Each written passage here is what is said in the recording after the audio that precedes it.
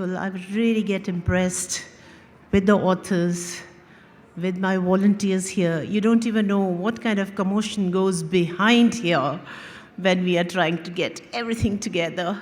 But here we are for our next session, very much in time. The session, History, Myth and the Spaces in Between. Let's welcome our panelists, Gurcharan, Philippe Lutgendorf, Samhita Arni in conversation with Malashri Lal. The session is presented by Dainik Bhaskar.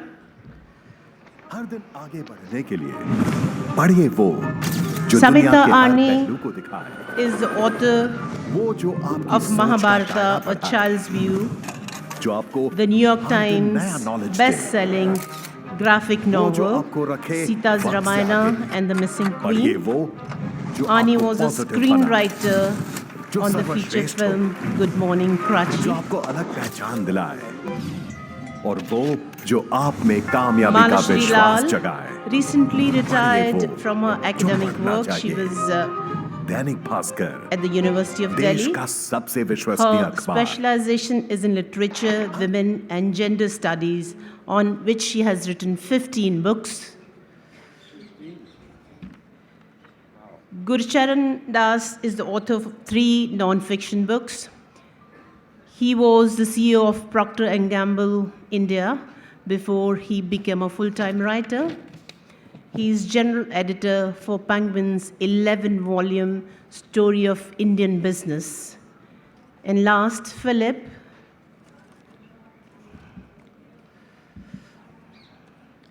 Philip is professor of Hindi and modern Indian studies at the University of Iowa.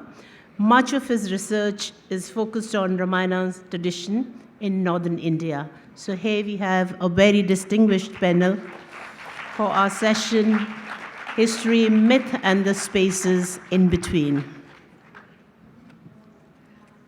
Thank you very much, and good morning, everyone. You look around at this beautiful environment and the sunshine, the fresh air. I think one can imagine the gods and goddesses floating somewhere above, listening to this conversation that's going to happen, and perhaps someday they will comment on it, maybe in our dreams tonight, I don't know.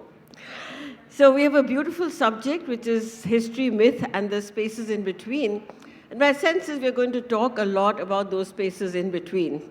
So we're looking back to the traditions that we have grown up with.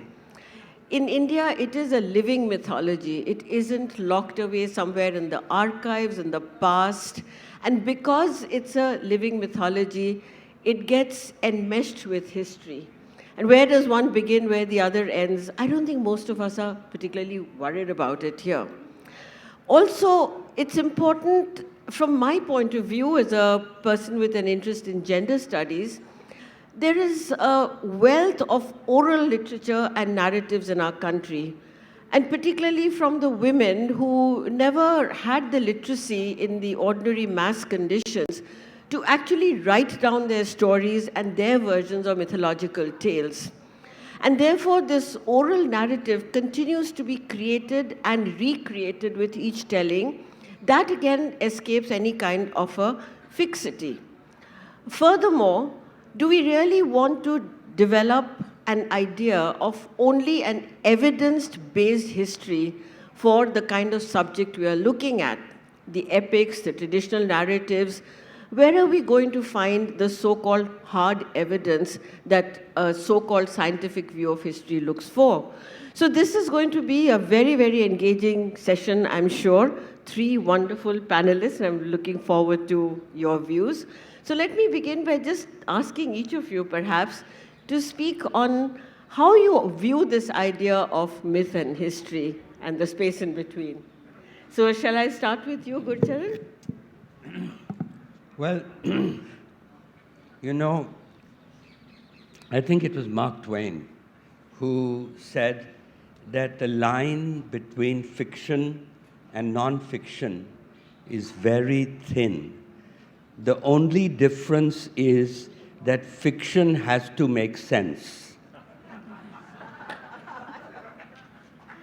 So there are plural ways to knowledge about the human condition. And both history and myths are both history and myths are a source of this knowledge. The only but it is important to draw that distinction. The difference being that history must relentlessly subject itself to the rules of evidence. You know, a great contemporary Sanskrit scholar, Sheldon Pollock, keeps telling us that India is the oldest and richest storytelling culture in the world. And these stories have been handed down from generation to generation in a ritualistic form. Many of these stories are universal, and they portray the eternal truths of mankind, helping to educate our young. And so, in a way, in this globalized world, as we become more and more cosmopolitan, we lose the power of myths in our lives. And so it's very important that there are people like Philip and Malashri and people like that who are really trying to make sense of myth in our present world. One of the things I would like Philip to talk about today is the discipline, the academic discipline that they have in the West called religion, and how it's different from history, and how it's different from going to church.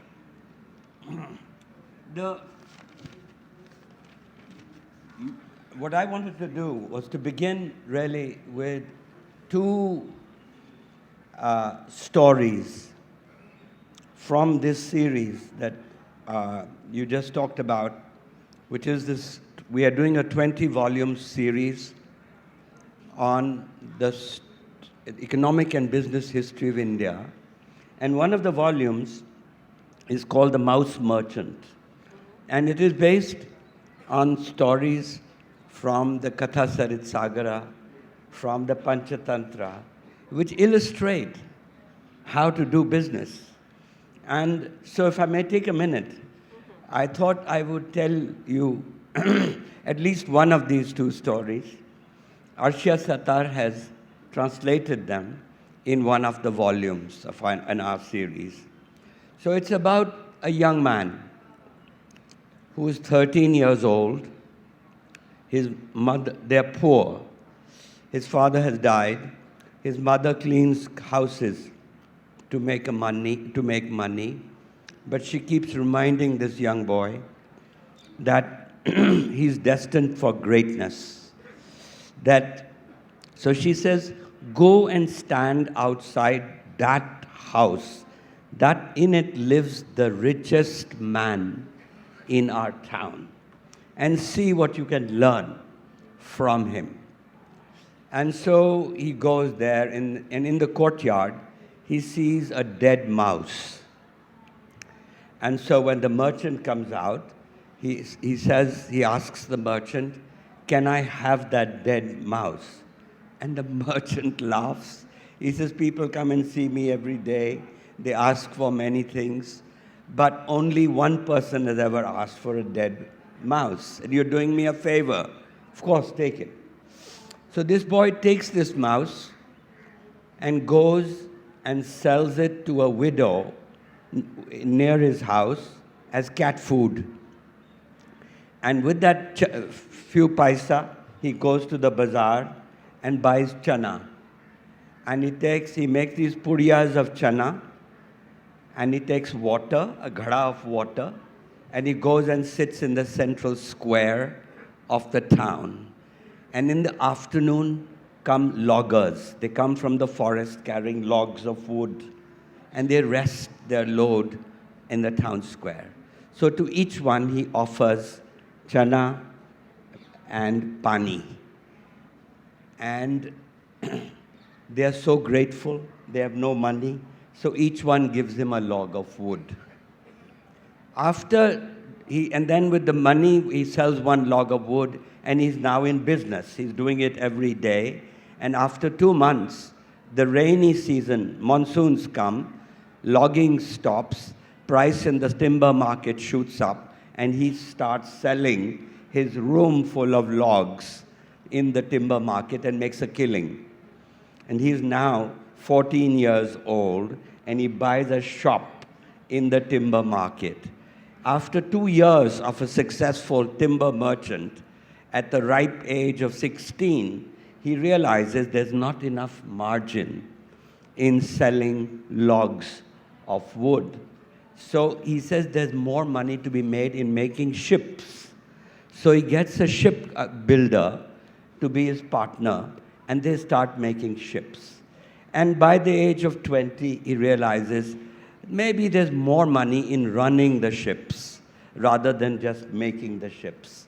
Anyway, long and short of it is the end of the story that he has become the richest man in town.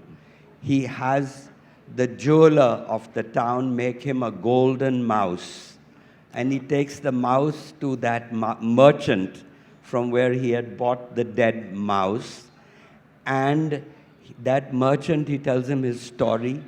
And he's so happy to hear the story that he gives his daughter in marriage to this young man. Thank you. What a great story of entrepreneurship. Story. I mean, they should teach this at the Harvard Business School. I'm sure Harvard is listening. What a wonderful story. And this is introducing the storytelling element between so-called, history and myth. So over to you, Philip. And we can call it Kaun Banega Crorepati. Or Andrew Carnegie, Eat Your Heart Out. हमने पहले किया था यहाँ पर भारत में. But I want to go back to this, the terminological question, myth and history. Can you hear me okay? Yeah. So, myth and history, of course, are both English words. And मेरे ख्याल से ये दो अंग्रेजी शब्दों ने बहुत बदमाशी की है. It's my opinion that these two English words have done a great deal of ideological and cultural mischief, rather like the Sanskrit word Arya has done in the Euro-American cultural sphere. Its misinterpretation and its popularization in certain contexts. So, as Gurcharan said, in America, we have a discipline called the history of religions. The study of religion as a discipline in the humanities, as an important aspect of human life and human behavior, human culture, but from a critical and historical perspective, not from an apologetic perspective of one particular faith tradition. And I was trained actually as an undergraduate in that. That was my major as an undergraduate. And in history of religions, the word myth is a true story that is a culturally true story, a story that embodies deeply felt cultural truths about things that are beyond normal kinds of empirical evidence.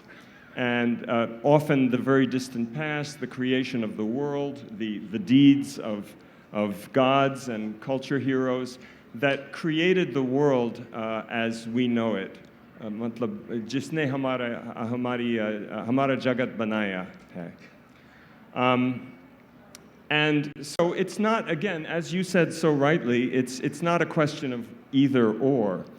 But in the colonial period, part of the sort of dominant critique of Indian culture, South Asian culture, and particularly the Hindu tradition from the colonial power was this idea of another sense of myth in which myth is an untrue story. It's a fabrication. It's a falsehood, like we say, the myth of white supremacy. You know, in everyday parlance, myth is often used now in a very dismissive way, meaning something which is not true.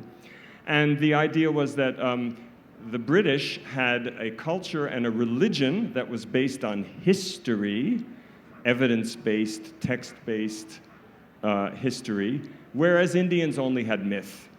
They had these fantasies, these fabrications, Ramayana and Mahabharata, and they were dismissed. And this gave rise to a tremendous pushback, a tremendous reaction among Indian intellectuals, you know, trying to prove, no, our Ramayana and our Mahabharata are history, they're historical. You know, let's dig in the ground and find the bones of Ravana, you know, or people are always looking for these things.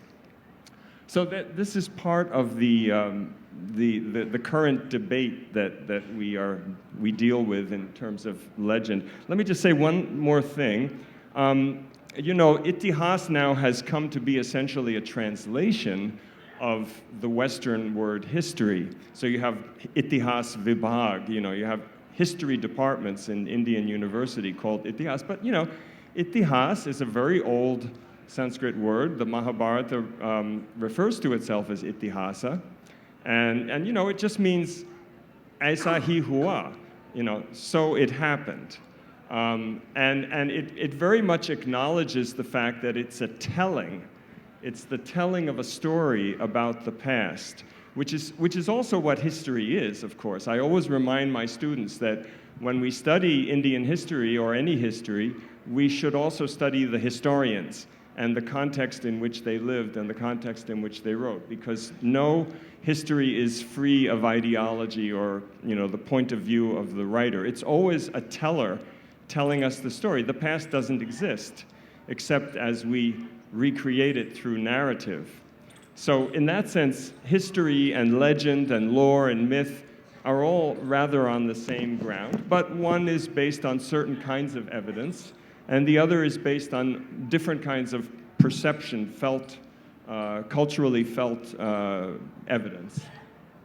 Samhita, your take on this, yes? So I'm not a scholar or an academic. I'm a writer and a reader, and I can only respond from that perspective. But it seems to me that mythology, and I've read Joseph Campbell and Carl Jung, and this idea of the collective unconscious, that myths are part of our psyche, that they sometimes express truths about ourselves, but they can also program us to behave in certain ways. If we grow up hearing a certain myth, we find ourselves unconsciously embodying the behavior patterns in that myth. For example, if you grew up with a Sita who is submissive and demure, perhaps that is reflected in your ideas of what it means to be a woman itself, and you become that too. So that's problematic.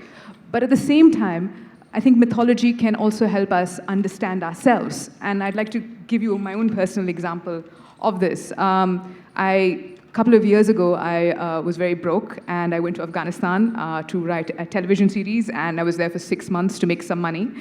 And I came back after 6 months, and I discovered that I had nightmares. I couldn't sleep through the whole night. I would wake up in the night in a cold sweat. I had hallucinations during the day.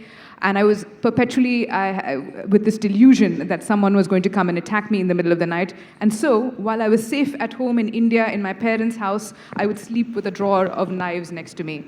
And I did not understand what was happening to me. I went to psychiatrists, I went to doctors, and I couldn't come to grips with what seemed to be happening, because I constantly was experiencing panic attacks.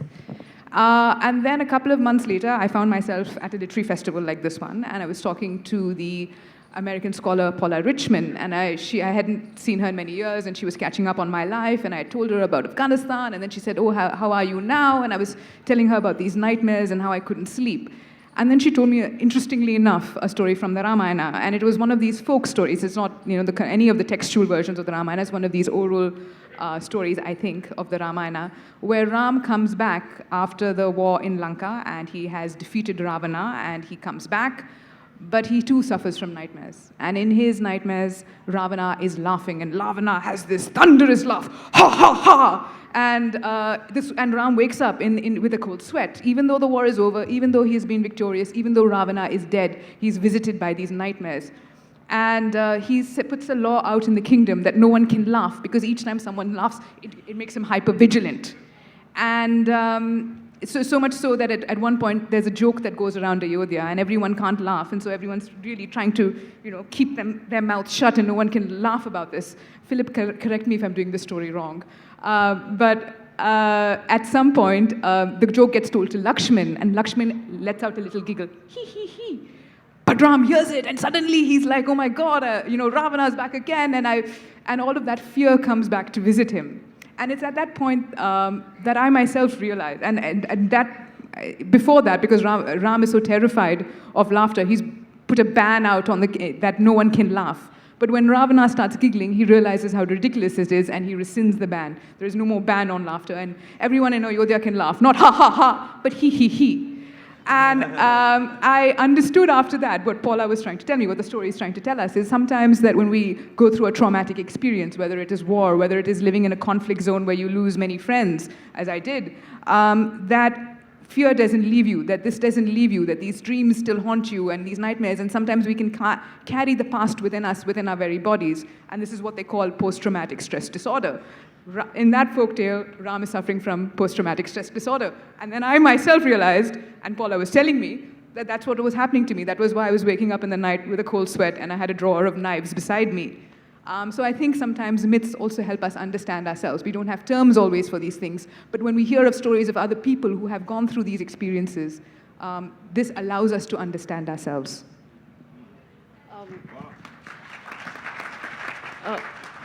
Thank you, all of you. This is taking a perspective which is very vast and very enriching.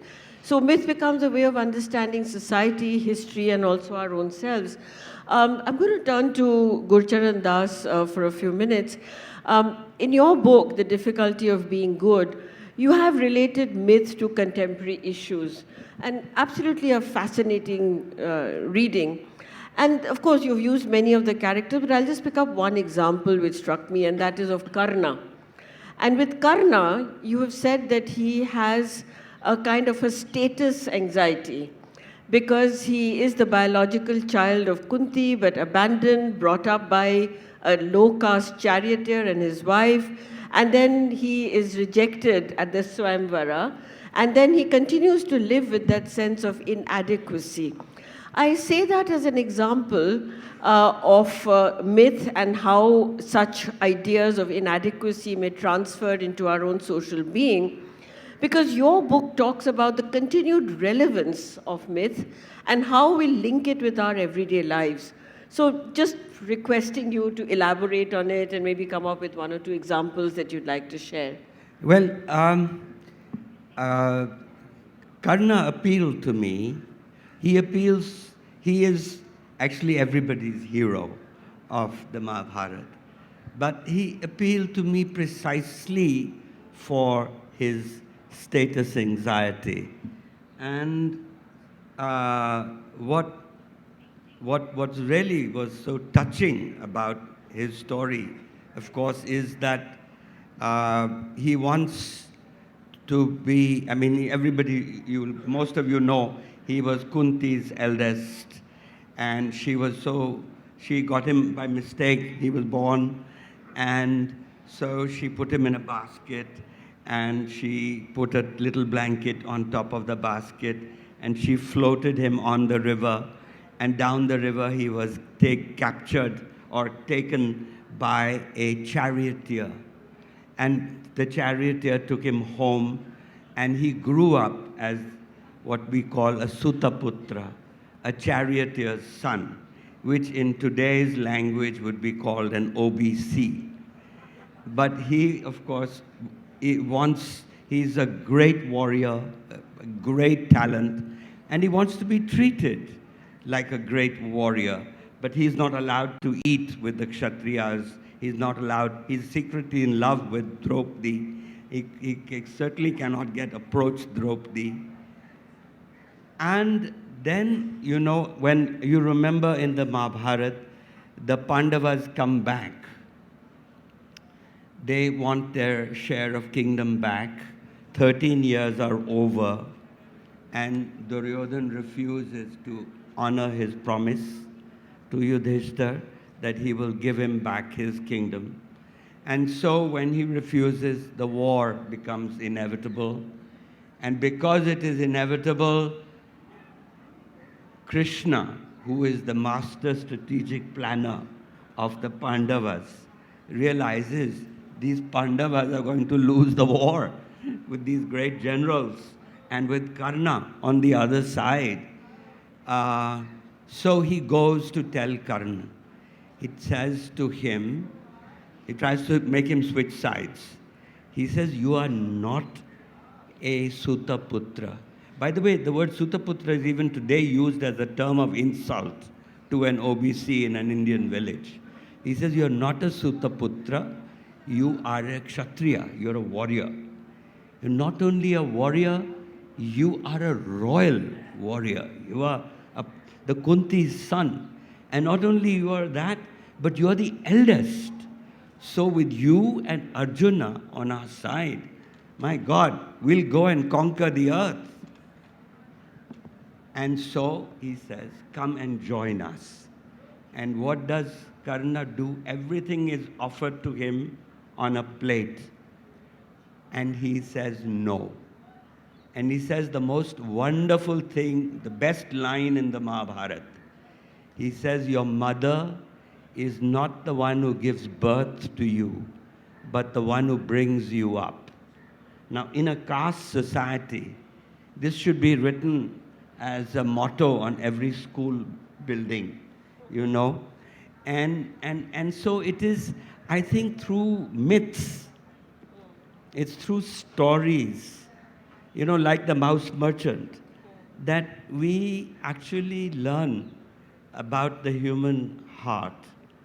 And Karna was just, to me, an example of something that we all, no human being is immune from status anxiety.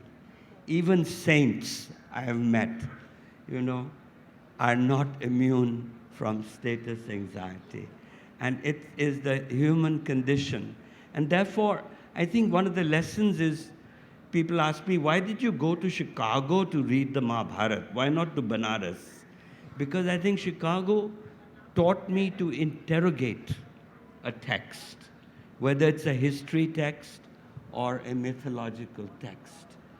And that is what I think this is sort of all about, interrogating a text.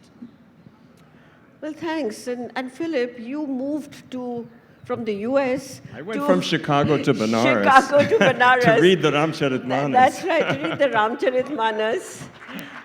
And then you moved further to the Ramnagar Ramlila to do some chanting with the Ramayanis there. So your engagement with the Ramcharitmanas has been a very deep and long one, and with the whole heritage of Tulsi. And you're translating into 7 volumes the Manas, and some of it is already available. So let me take you back to the time that you were, first a witness and then a participant in the chanting that was going on in Ramnagar. And you tell very beautifully as to how you went there, and first they were a bit skeptical about this person who had come in from abroad, but then you were able to convince them that you knew the language and you were ready to learn the chanting in the correct kind of the way, the Narad Vani as it is called there. So maybe some of your experiences of translating the Ramcharitmanas, and if you don't mind, we'd love to hear some of the chanting, please. You want that Yeah, now or let's do it बाद में? now. Okay, Abhi karte okay. hain. Sure. Yeah, well, as Malashri said, I started out at the Ramnagar Ramlila. This is a long time ago, folks. This is September, October 1982. Many people in this pandal were not even born then, I know. But I made it my business to go every night, or as we say in Banaras, niyam se, and I became what's called a nemi premi, somebody who comes niyam se, comes roz. And that was, of course, the most important thing to the Ramayanis, because foreign scholars used to turn up now and then. They would come and go, they would watch a couple of nights of the Leela, and then they would go away. And they said, are you going to come niyam se? And I said, yes. And then when they saw that this was true after 3 days, 4 days, 5 days, then of course they became just wonderfully welcoming to me and wonderfully supportive to me. And I told the story in the India Today Hindi edition piece that was published last month about how I started chanting the Manas. I had a little gutka, a little teeny, isse bahut chota Ramayana, Gita Press wala. But I used to chant along with the Ramayanis in this particular style, this dhun that they use. And they allowed it. They were very tolerant. And then one night there was a man sitting near me, and he also started, a local person, and he also started chanting along. And the chief Ramayani, Ramji Pandey, who was like a teacher to me, he turned to him and said, "Chup! Quiet," and shut him up immediately. I started to feel very bad. I started to think, oh my God, they've been letting me chant along with them all these nights, and it's only because I'm a Videshi, I'm a Gora, I get special treatment. And here this local person, Bharatiya, Banarsi Shayad, wants to do it, and they won't let him. And I'm taking advantage of my privilege, and I shouldn't do so. So when the break came, every night there's a kind of intermission, and we would sit around and have chai and chat. And so I told Ramji this. I said, mujhe bahut bura lagta hai, main soch raha hu, I'm thinking ki I shouldn't be doing this because you silenced that man. And Ramji said to me, no, it's not like that. He was singing out of tune. Aapne paas kiya, usne fail kiya. And of course that made me feel very, very wonderful and very accepted. I mean, it was a very generous move on his part, I should say. Malashri, I will respond. So as Malashri said, I'm doing a translation for this Murti series, the Murti Classical Library of India, which is a dual language translation. So you have the Avadi. Can we get a sort of close-up on this? You have the Avadi text. You have the Avadi text on the left side of the page, and my line-by-line free verse translation on the right side of the page. And I'd like to read a little bit of a scene that I find particularly beautiful. Volumes 3 and 4, which are Ayodhya Kand, just came out. One of the interesting things about the Ramayana is that it was almost never translated in pre-modern times. It was always retold, creatively retold, and the retellers exercised a great deal of authority and a great deal of creative license in the way that they retold it. So for example, in Valmiki's Ayodhya Kand, when Ram, Sita, and Lakshman are going to the forest and they're going to Chitrakoot, they get there in a couple of shlokas, basically. After they meet up with sages in Prayag, the journey to Chitrakoot is just a couple of verses. In Tulsidas, it's drawn out, it's very extended, because Tulsidas loves that landscape. It's his landscape, it's his country, it's, southern eastern UP, where evidently he was very familiar with. And so you get a lot of descriptions of the villages and the village people rushing out of their homes to see these beautiful princes and princess walking through the forest, something very unexpected, something they would never see. And they also sense the divinity of Ram. So you get these very beautiful descriptions. Well, this is a little scene where Ram and Lakshman and Sita are tired and they've stopped to rest under a tree. And the village women come up and they talk to Sita, kind of shyly, kind of apologetically. They say, oh, you're a princess, we're just rustics, we don't know very much. But they ask Sita a question about, and they kind of know the answer, but they ask her, who are these two handsome young men who are with you, okay? So let me just, I'll read a little bit. I'll read my translation first, and then I'll recite it. But these two princes, so naturally charming that emerald and gold must draw luster from them, who put to shame millions of mind-born gods, that's Kama Deva. Tell us, lovely lady, who are they to you? Raja Kuara do Sahaja Salone, Inhate lahi duti marakata sone, Koti manojala javani hare, Sumukhi kahahu ko ahi tumhare. Okay, so, thank you. So Sita is, of course, very embarrassed about this. You know, cultural etiquette is you don't talk about your husband, you don't identify your husband, particularly not by name. Sita, I'll skip a couple of lines of Sita's embarrassment. But then finally, she speaks up. Boli Madhura Bachana Pikabayani, she speaks in a voice as sweet as a cuckoo's, and she says, only this much. That good-natured, handsome, fair-bodied one, his name is Lakshman, my young brother-in-law. Okay. Sita says, Sahaja subhaya subhagatana gore, namu lakhanu laghu devaramore. Right? Deva. But then, she continues her answer, but only through her face. Then, holding her garment's hem over her moon-like face, she glanced with arched brow toward her beloved, and with a sidelong look of her lovely eyes, Sita signaled to them that he was her husband. She does it only with facial expression.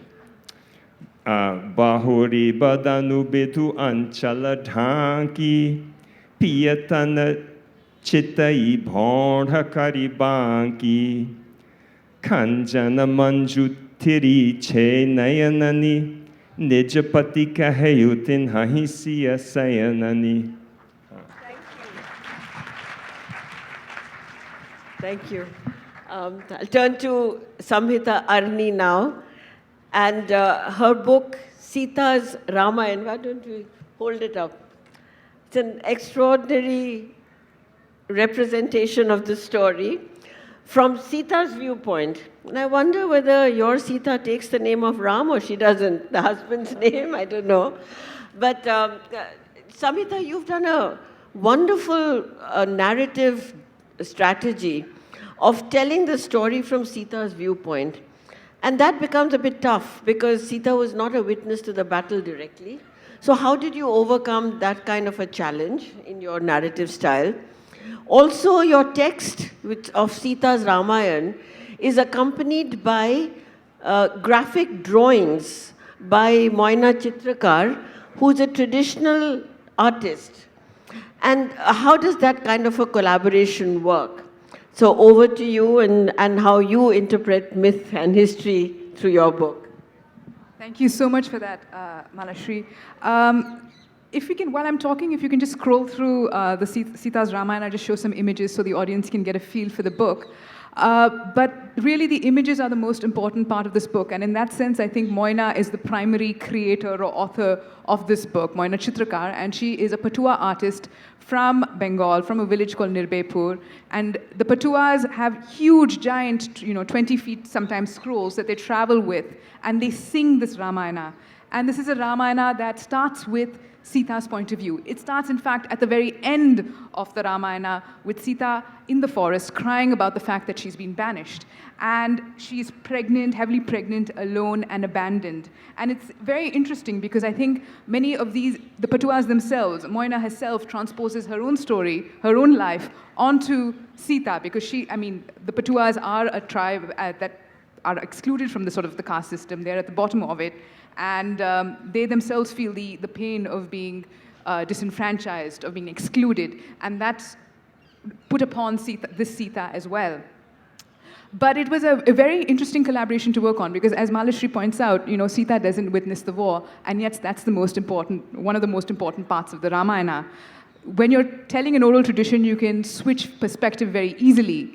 But when you come into a textual tradition, you have one viewpoint. You can't so quite easily shift between characters. And what we thought was very powerful about the Patua Ramayana was that it starts with Sita's voice. It gives so much agency to her and her voice. So at that point, I felt I had to step away from the Patua version of the Ramayana and borrow a character from another version of the Ramayana, from the Tamil Ramayana, which is written by Kamba, the Tamil poet Kamban. And he's got a wonderful character called Srijata. Has anyone in this audience ever heard of Srijata? No. Okay, so this is brilliant. Philip has. And Srijata is actually the daughter of Vibhishana. And very much like Sanjaya in the Mahabharata, she has the power of what we call Durdarshan. She can see into the past. She's prophetic. She can see into the future. She knows what's going to happen. And she is also, since she's Vibhishana's daughter, she's one of the Rakshasis in Lanka. She's also Sita's jailer in some ways. She's keeping her company in the Ashokvana as Sita is being kept there. And Sita's telling her all about her anxieties. And, will Ram come for me? What will happen to me? What's going to happen? I don't know what's going to happen. Will I get rescued? And Srijata reassures her because she has this power of prophecy and future. This is adapting her from the Tamil Ramayana. And she has dreams where she sees the destruction of Lanka. She sees Ram coming in victorious. She sees Sita returning back with Ram. And so she tells Sita, everything's going to be fine. But what an interesting perspective, because she sees her own people being destroyed in this war. She knows that's going to happen. And her own father chooses to leave Lanka and go over to the other side, to go over to Ram's side. And there is a part of the Kamban Ramayana where he tells Srijata to come with him. And in this Ramayana, though, we've made Srijata say that, no, she's not going to come with him because her place is in Lanka. This is where she is. This is her people. And she's also Sita's friend. She has to be there in some ways to support Sita and be her eyes for the Ramayana. So there, we took that way out. And so Srijata, like Sanjay in the Mahabharata, is able to see all the events happening and tell them to Sita. But also one thing I'd like to emphasize is that there are a number of retellings that privilege women voices in the Ramayana, for the Ramayana. Nabanita Devsen has done a huge amount of work on this. But a lot of oral traditions, a lot of folk songs, the Chandrapati Ramayana as well, prioritize a woman's perspective on the Ramayana. And these are traditions that we seem to have forgotten or whitewashed or swept under the carpet. But Sita's Ramayana is also an effort to bring more awareness of these other retellings out as well. Well, that also makes us think about sort of women in conflict zones, which is a subject that we are addressing more and more in contemporary times, when there's this migration from one country to another across troubled borders.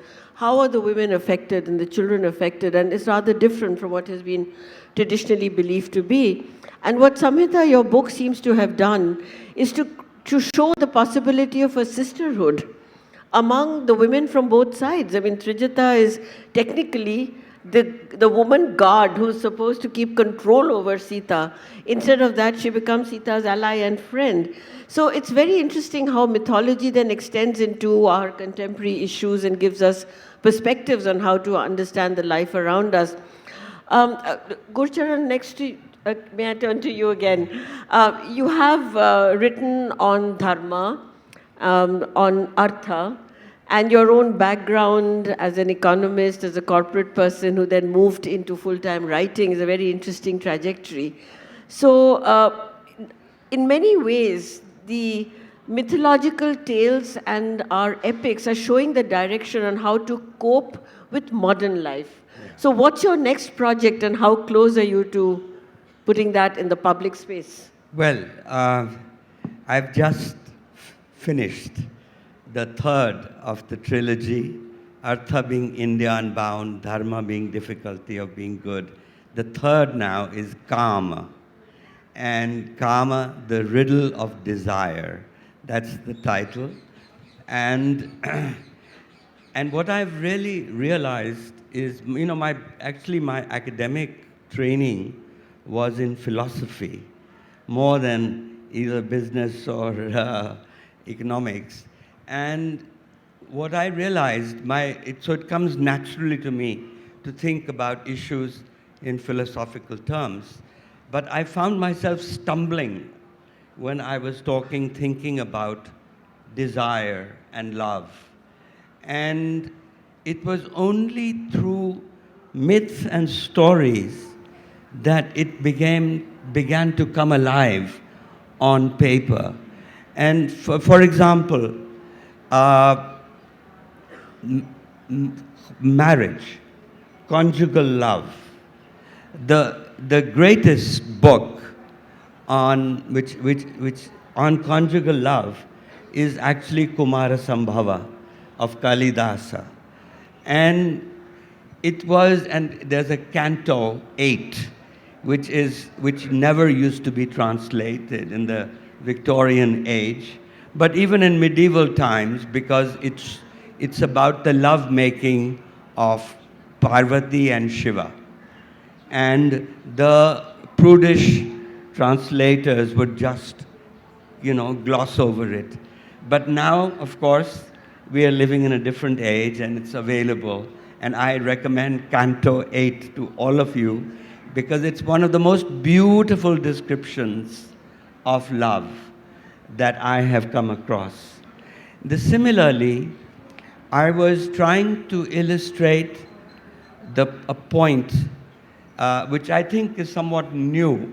I mean, somebody else must have figured it out, but for me, it came as a surprise that romantic love was born at the same time in the 11th century on 3 continents. In the West, in the story of Tristan and Isolde, in the Islamic world, in the Persian Nizami story of Laila Majnu, and in India, in Gita Govinda of Jayadev, in the story of Radha and Krishna.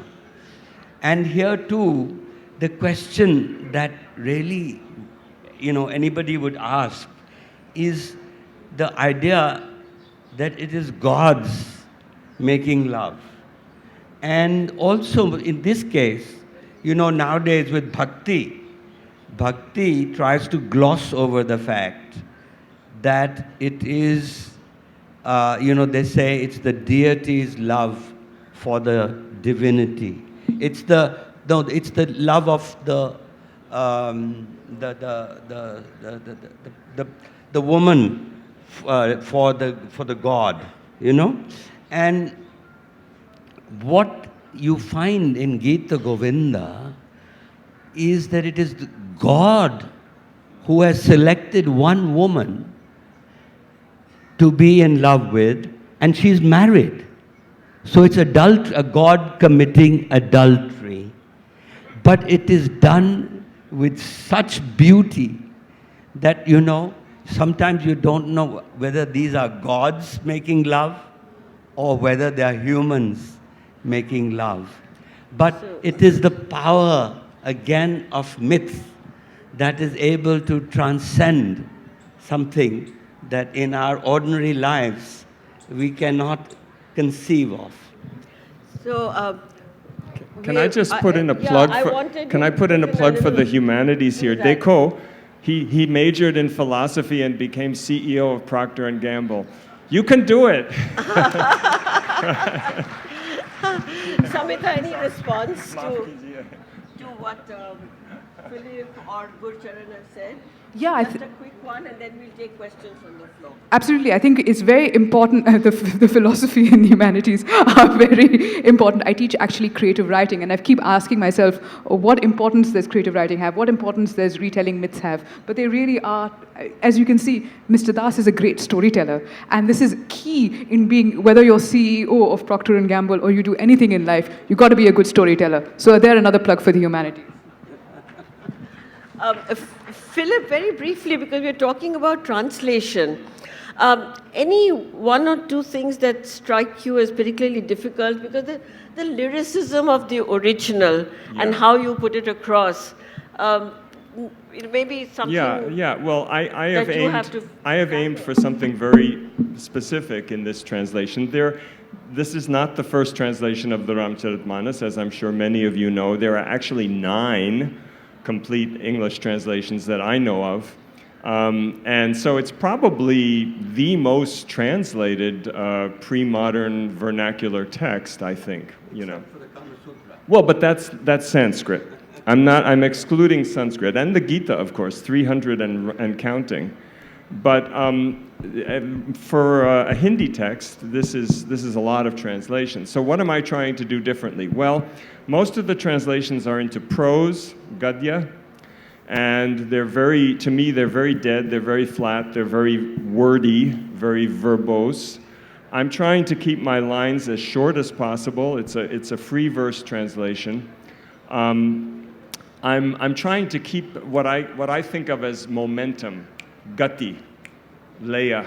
I can't do the rhythm, I can't do the rhyme. It really isn't reproducible without doing great violence to the meaning of the text. There are 2 rhyming verse translations, and if you like them, fine, but I don't. What I'm trying to keep is a certain kind of momentum. I'm trying to move the reader through the story and keep pace with Tulsidas's very compressed verses. He has this wonderful ability to use very few words to express very complex ideas. And of course, I'm secretly hoping, because I've been a Hindi teacher for the last 30 plus years, I'm secretly hoping that people will learn Devanagari at least and be able to at least sound it out and recite it, because the text is given there alongside. So that's my approach. Thanks. We have a few minutes for questions. My request is very brief questions, please, because everybody wants a voice here, don't we? And the volunteers could please pass the mic around. Yeah, let's start here. My name is Ram, and we've been... No, my name is Ram Singhal. Okay. Now, sir, when we talk about Indian myths, we forget the scientific meaning hidden behind all those things. And that has to be taken a new space, maybe the learned people will go into it. I just want to say one word. Yeah. Lakshmi, the Ganesh, Lakshmi and Saraswati are basically the brain map. Why don't we think on that line? Thank you. Okay, we got your comment. There's a question there at the back that one of the young participants there. Yes, please. Ma'am, my question is to Samhita ma'am, that popularizing mythological texts written from a female perspective of a female character, popularizing those texts, do you think it will help in giving a kind of momentum to women upliftment movement in the country and across? I certainly hope so. I mean, that's something that I'm trying to do in my own writing. I have a column, I used to have a column with the Hindu, which was called Women in Myth. And what's surprising is that we hear all of these stories, the Ramayana, the Mahabharata. There are women in these texts, but they don't take the primary stage. Whereas, for example, in Tamil Nadu, we have the Shilapatikaram and the Manimekalai. Both are epics that center around female characters, Kannagi and Manimekalai.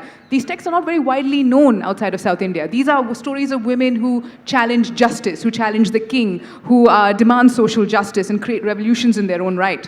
I think these texts can be deeply empowering about women, for women as well. One of the stories that deeply interests me is a story about Sulasa, courtesan. I think it's from one of the Jain texts. And here we have the story of a courtesan who is a great dancer who happens to marry a man who happens to be a thief. And he tries to steal all her jewelry. And then he's not content with, wanting to say, I'm going to grab all her wealth. Let me kill her so then I can take all of her wealth completely. So he has this devious plan where he decides to take his wife up a mountain and he's going to push her off this hill. And then he's going to go and just take all her money and flee and be very happy because she's a courtesan and very wealthy. And he does this, and he climbs up this hill with her, and he tells her at that point, I'm going to, please take all of your jewelry off, because this is what I want, and I'm going to push you off this mountain, I'm going to make away with all of your wealth. At which point Sulasa is suddenly upset. Obviously this man she's loved, and now he's about to kill her, and she's in, what's going to happen, what is she going to do? And at that point, she very cleverly says, well, before you kill me, please let me hug you one last time. And so he hugs her. She goes to hug him, and as he's standing there, waiting for a hug and a kiss. She grabs him. This is in the text, by the hindermost parts. Okay, we all know what that is, and flings him off this hill. And there she's given in that moment immense strength to grab him by, you know what I'm talking about, and fling him off the hill. But what a story! And it is part of our traditions, it is part of our literature. Why don't we know this story? This can deeply empower women, I think, today. Can you give it to that person in the... Yeah, that person, yes. Hi. So this is for Mr. Das and for Philip.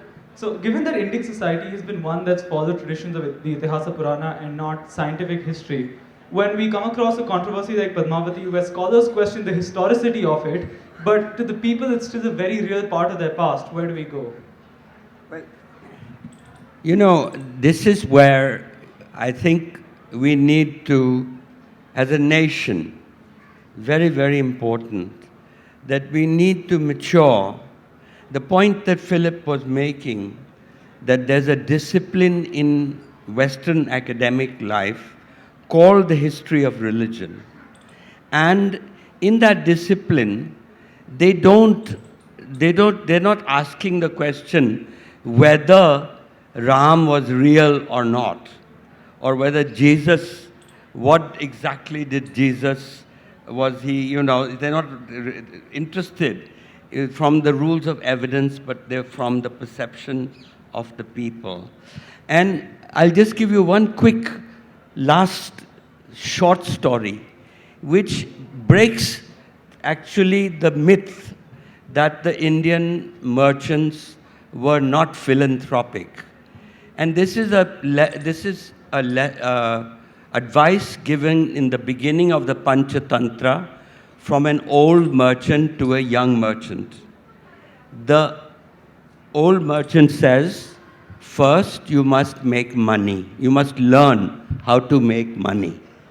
Once you've learned how to make money, then you must learn how to conserve money. Don't put it under a blanket or under the carpet. Third, you must learn how to spend money, because most of us are either too mean or too extravagant. And the fourth, you must learn how to give money away during your lifetime. So you see, here's a myth, a story from the Panchatantra that actually is probably representing a truth about our history without, sort of getting into that confrontation.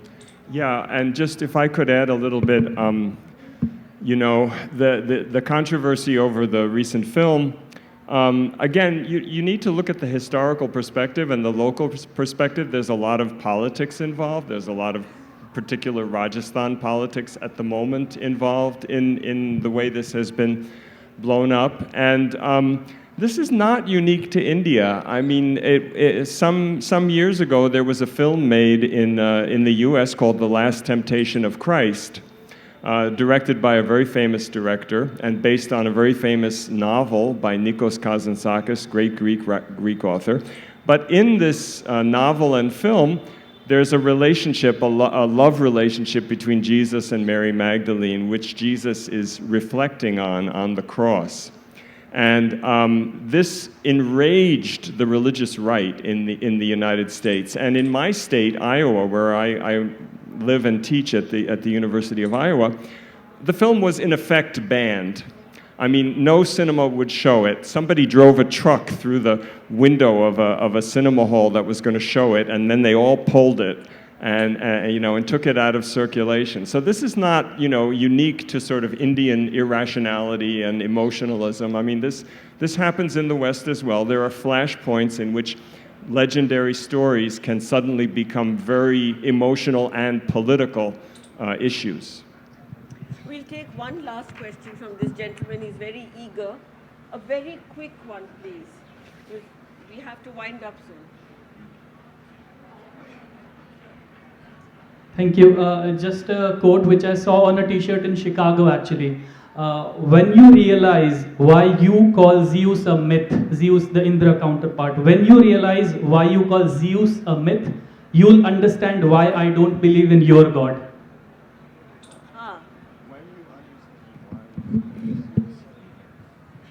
Yeah. Well, I mean, I think he's pointing to that space. He's pointing to that space in between that we have all which has been eluding us here, that really that line between fiction and non-fiction is a very thin one. And this is the problem presently my publishers are having with this book on karma, because there's a lot of fiction and there's a lot of non-fiction, and where it is. And I think humility lies in accepting that both, there is truth to both, we can learn about the human condition both from mythology as well as from history. So that brings us to the end of this session. I'm afraid there's no more time, but I just want to thank the panelists and for all of us to be taking away something very important, that there is a link between the stories of the old and the lives of the present. And if we read our mythologies in a certain way and circulate them through retelling, rewriting, revisiting, and translation, they will probably give us direction on how to conduct our lives today and to dream and bring about a happy and harmonious future for human civilization. That's what myth is about, is the broad vision. And all of us in this room are participants about thinking of that broad and glorious vision of humanity. Thank you very much. Been a marvelous audience and my wonderful panelists.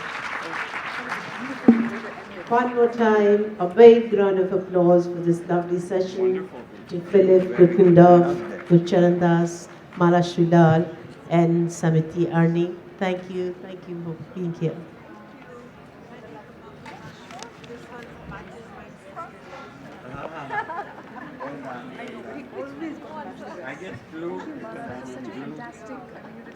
Why do they vote?